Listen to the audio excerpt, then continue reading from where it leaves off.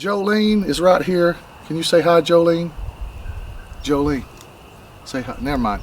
She's fine. Chief is fine. Everybody came through the winter fine. It's 2020.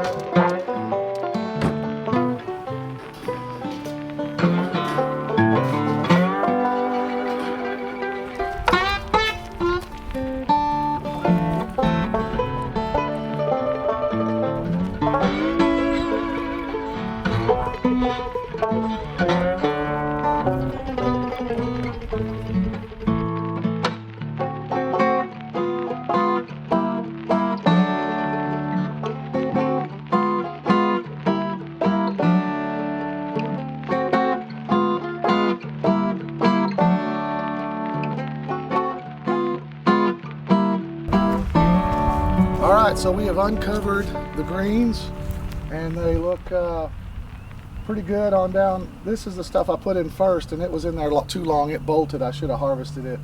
But I just wanted to see what it would do. It was some mesclun mix and different kinds of lettuces and collard and kale. And it grew. It grew and like I said, it bolted.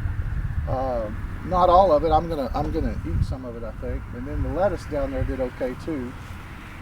And then there was some lettuce that didn't do very well. So mixed results, but not bad. I wanted to get back sooner, but as you can tell my voice, I can barely talk. I've been sick, but it's spring and there's a lot of things to do. The next big thing we've got to do in the next couple weeks is get this shed.